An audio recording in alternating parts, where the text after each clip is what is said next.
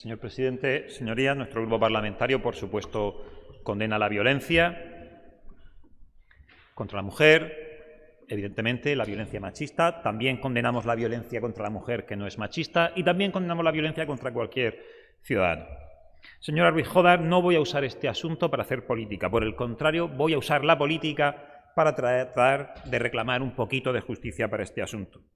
Cuando una persona sufre la violencia de manos de otra, la motivación del agresor, el sexo de uno y otro, deberían ser irrelevantes.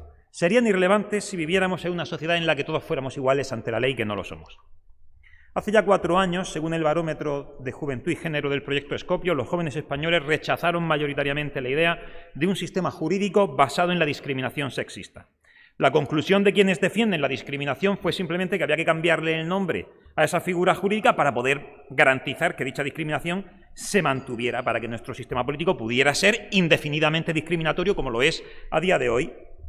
Un sistema jurídico en el que los desarrapados intelectuales, legos en derecho penal y constitucional, en muy conveniente connivencia con los marxistas culturales, defecan sistemáticamente sobre la idea de un sistema legal en el que todos los ciudadanos sean iguales ante la ley.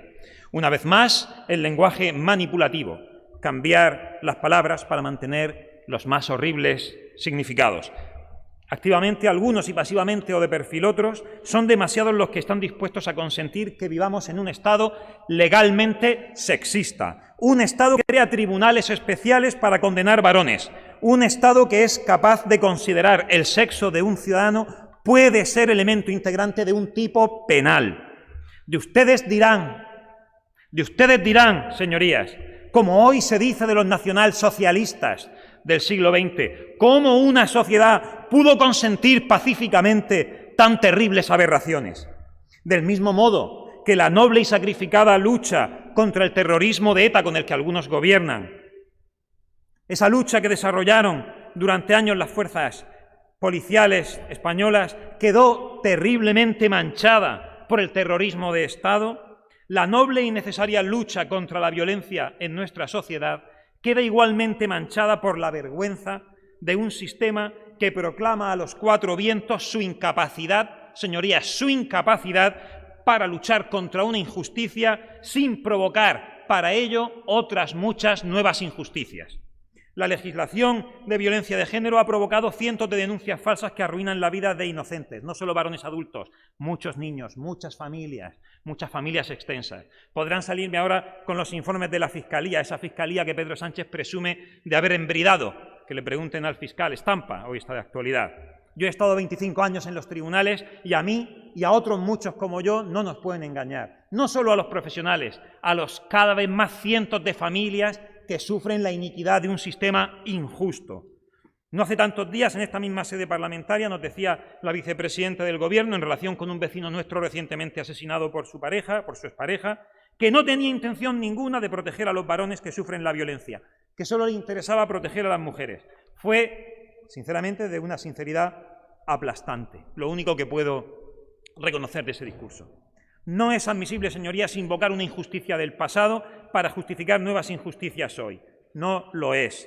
Acudir al texto de la moción, de esta moción, señorías, nos lleva de nuevo al terreno del absurdo. El PSOE insiste en que se cree un chiringuito que ya existe a día de hoy. Un chiringuito, un observatorio de igualdad en el que, por cierto, no hay representada ni una sola organización de hombres.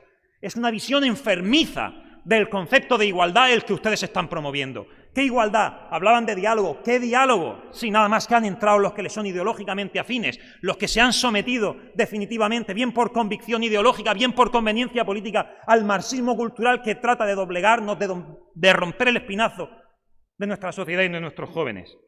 La moción habla de los derechos laborales de las mujeres que han sufrido la violencia.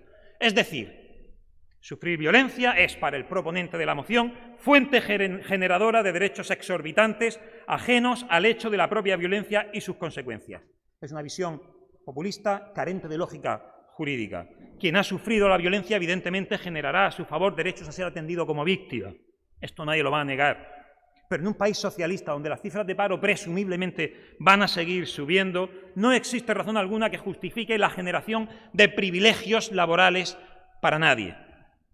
Solo sirve para multiplicar el ya ingente número de denuncias de conveniencia, esas que el fiscal dice que no existen, haciéndonos reír amargamente a los profesionales que no cobramos de lo público y a quienes, inmediatamente, señor presidente, y a quienes los han sufrido, decía.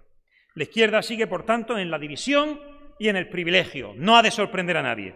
Crean que algunos días, señorías, dan ganas de rendirse y permitirlo. Nuestra sociedad es a veces tan indolente y falta de discernimiento que probablemente se lo mereciera.